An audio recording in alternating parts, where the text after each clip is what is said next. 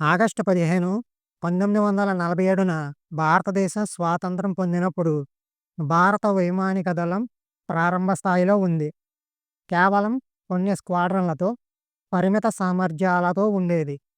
British royal air force నుండి వారసత్వంగా వచ్చిన హాకర్, టెంపెస్ట్, స్ప్లిట్ ఫైర్ వంటి propeller drive fighter aircrafts Indian air force మొదటి ఫ్లీట్లో భాగంగా ఉన్నాయి. ఈ ఫైటర్ ఎయిర్క్రాఫ్ట్స్ డిజైన్లు రెండవ ప్రపంచ యుద్ధ కాలం నాటివి. ఇవి ఆధునిక యుద్ధ అవసరాలకు పరిమితమైన సామర్థ్యం కలిగి ఉండేవి. ఇండియన్ ఎయిర్ ఫోర్స్కు అప్పట్లో సరైన శిక్షణా సౌకర్యాలు, ఆధునిక టెక్నాలజీ లేకపోవడంతో ప్రారంభ దశలో సవాళ్లు ఎదుర్కొంది.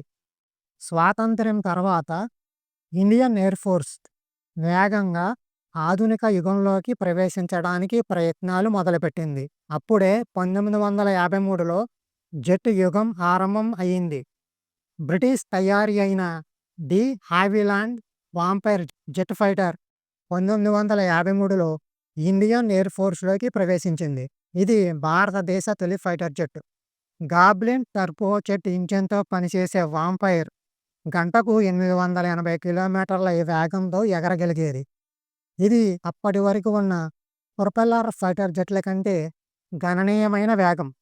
ఈ హావిలాండ్ వాంపైర్ జెట్ శక్తివంతమైనది కాకపోయినా జెట్ యుగంలోకి భారత్ను పరిచయం చేసింది. దీని ద్వారా ఇండియన్ ఎయిర్ ఫోర్స్కు కొత్త సాంకేతికతను అర్థం చేసుకునే అవకాశం వచ్చింది.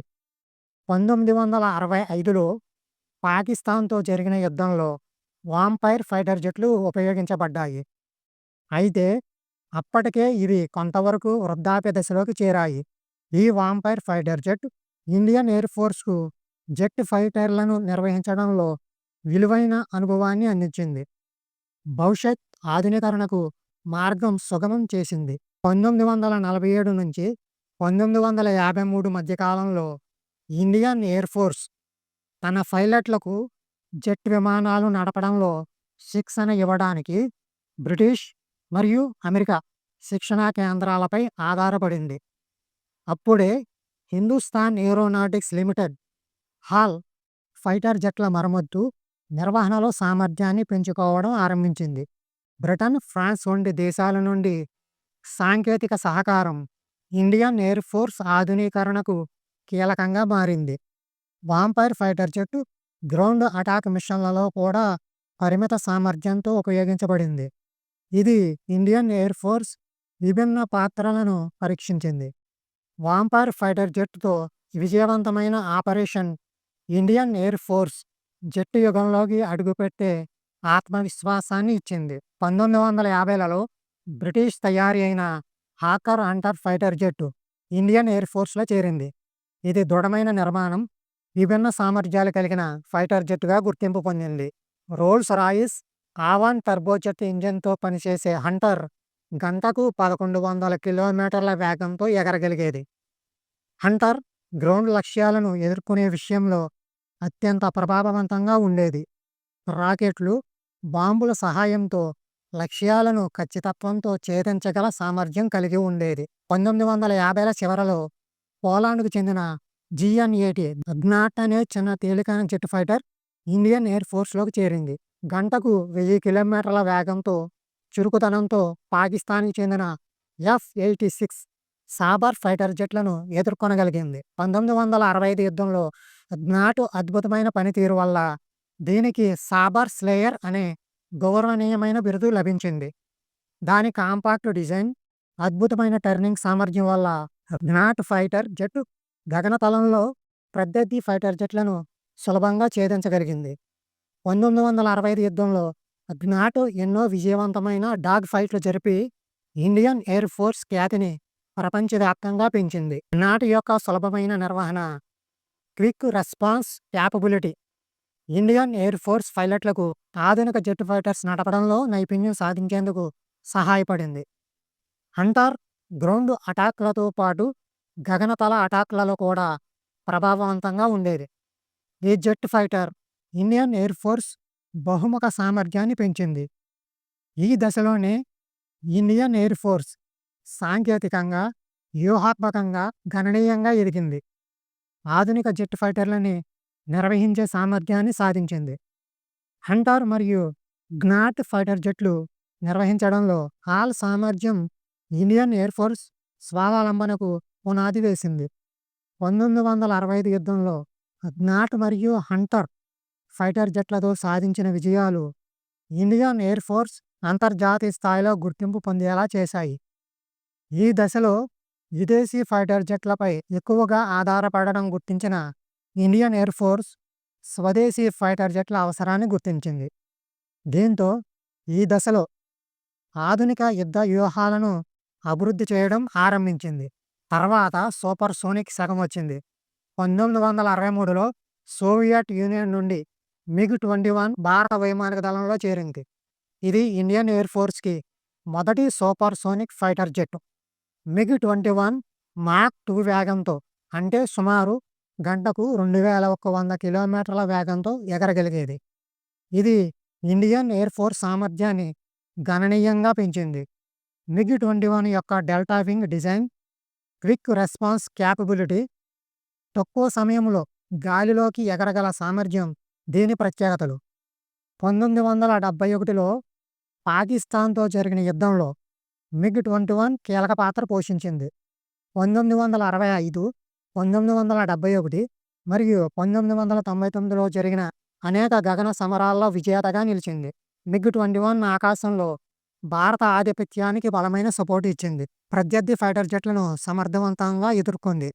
మిగ్-21 భారత వాయుసేనని సూపర్ సోనిక్ యుగంలోకి తీసుకెళ్లి ఆధునిక యుద్ధ సామర్థ్యాలను అందించింది. మిగ్-21 యొక్క లైసెన్స్ ఉత్పత్తి హాల్కు స్వదేశీ ఫైటర్ జెట్ తయారీకి పునాది వేసింది. మిగ్-21 సవాలుతో కూడిన ఆపరేషన్ ఐఏఎఫ్ పైలట్లకు అత్యంత క్లిష్టమైన ఫైటర్ జెట్లను నడపడంలో నైపుణ్యం సాధించేలా చేసింది. తర్వాత మల్టీరోల్ యుగం వచ్చింది. 1980లలో సోవియట్ యూనియన్ నుండి మిగ్-29 ఇండియన్ ఎయిర్ ఫోర్స్లో చేరింది. ఇది డాగ్ ఫైట్లలో ప్రత్యేకత కలిగిన జెట్ ఫైటర్. 2 ఇంజన్లతో, హై మానూవరబిలిటీ, ఆధునిక రాడార్ వ్యవస్థలతో మిగ్-29 గగన సమరాల్లో ఆధిపత్యం చెలాయించింది. ఫ్రాన్స్ నుంచి 1980లలో చేరిన మిరాజ్ 2000 విభిన్న సామర్థ్యాలతో ఇండియన్ ఎయిర్ ఫోర్స్ శక్తిని పెంచింది. 1999 కార్గిల్ యుద్ధంలో మిరాజ్ 2000 లేజర్ గైడెడ్ బాంబులతో ప్రత్యర్థి స్థావరాలను ఛేదించింది. ఇది ఐఏఎఫ్ యొక్క ప్రెసిషన్ స్ట్రైక్ సామర్థ్యాన్ని చాటింది. మిగ్-29, మిరాజ్ 2000 గగనతలంలో గ్రౌండ్ అటాక్, రికాన్సెన్స్ మిషన్లలో విభిన్నమైన పాత్రలు పోషించాయి. ఈ ఫైటర్ జెట్లలో ఆధునిక రాడార్లు, electronic warfare systems, precision guided missiles IAF సామర్థ్యాన్ని పెంచాయి. ఈ ఫైటర్ జెట్లు ఐఏఎఫ్ శక్తిని పెంచినప్పటికీ విదేశీ సాంకేతికతపై ఆధారపడడం ఒక సవాలుగా మిగిలింది. ఈ దశలో స్వదేశీ ఫైటర్ జెట్ తయారీ అవసరం గుర్తించబడింది. ఇది తేజస్ పుట్టుకకు దారితీసింది.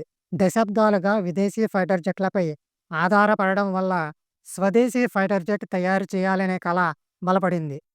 1980లలో light combat aircraft LCA program ఆరంభమై హాల్ తేజస్ రూపంలో ఈ కల నెరవేరింది. తేజస్ అభివృద్ధి 1983లో మొదలై 2016లో పూర్తి స్థాయిలో సేవలోకి ప్రవేశించింది. తేలికైన బరువు, కాంపాక్ట్ డిజైన్, స్టెల్త్ ఫీచర్లతో తేజస్ ఫైటర్ జెట్ రూపొందించబడింది. తేజస్ ఆధునిక ఫ్లై బై వైర్ నియంత్రణ వ్యవస్థతో అసాధారణమైన మానూవరబిలిటీ అందిస్తుంది. Digital avionics, glass cockpit, AESA radar తేజస్ను ప్రపంచ స్థాయి ఫైటర్ జెట్గా నిలిపాయి. తేజస్ భారత రక్షణ స్వావలంబన సాధించడానికి ప్రతీకగా నిలిచింది. హాల్ యొక్క సామర్థ్యాన్ని ప్రపంచానికి చాటింది. 2002లో రష్యా నుండి సుకోయ్ SU-30 MKI భారత వాయుసేనలో చేరింది. ఇది ఇండియన్ ఎయిర్ ఫోర్స్కి ప్రధాన బలంగా మారింది. 2 ఇంజన్లు, థ్రస్ట్ వెక్టారింగ్ నాజిల్స్, 8000 కిలోల పేలోడ్ సామర్థ్యంతో SU-30 MKI అసాధారణమైన ఫైటర్ జెట్గా నిలిచింది. SU-30 MKI భారత అవసరాలకు అనుగుణంగా డిజైన్ చేయబడింది. ఇందులో ఫ్రాన్స్, ఇజ్రాయెల్ ఏవియానిక్స్ జోడించబడ్డాయి. 2020లో ఫ్రాన్స్ నుంచి రాఫెల్ ఐఏఎఫ్‌లో చేరింది. ఇది twin engine multi role fighter జెట్‌గా గుర్తింపు పొందింది. AESA radar, jamming systems, precision guided బాంబులతో రాఫెల్ క్లిష్ట పరిస్థితుల్లో కూడా లక్ష్యాలను అత్యంత ఖచ్చితత్వంగా ఛేదించగలదు. SU-30 MKI మరియు రాఫెల్ ఫైటర్ జెట్లలో BrahMos missiles, Astra BVR missiles వంటి స్వదేశీ ఆయుధాలు జోడించబడ్డాయి. ప్రస్తుతం ఇండియన్ ఎయిర్ ఫోర్స్ 5వ తరం ఫైటర్ జెట్ ఆమ్కా అభివృద్ధి చేయడంపై దృష్టి సారిస్తోంది. ఆమ్కా స్టెల్త్ ఫీచర్లు, ఆధునిక రాడార్లు, ఆర్టిఫిషియల్ ఇంటెలిజెన్స్‌తో భారత వాయుసేన సామర్థ్యాన్ని మరో స్థాయికి తీసుకెళ్లనుంది. తేజస్, ఆమ్కా స్వదేశీ ఆయుధాలతో భారత రక్షణలో స్వావలంబన సాధించే దిశగా సాగుతోంది. రాఫెల్, SU-30 MKI, తేజస్లతో ఇండియన్ ఎయిర్ ఫోర్స్ ప్రపంచంలోని శక్తివంతమైన వైమానిక దళాలలో ఒకటిగా నిలిచింది. హాకర్ హంటర్ నుంచి రాఫెల్ వరకు భారత వాయుసేన ఒక చారిత్రక ప్రయాణాన్ని పూర్తి చేసి భవిష్యత్తును ఎదుర్కొనేందుకు సిద్ధంగా ఉంది.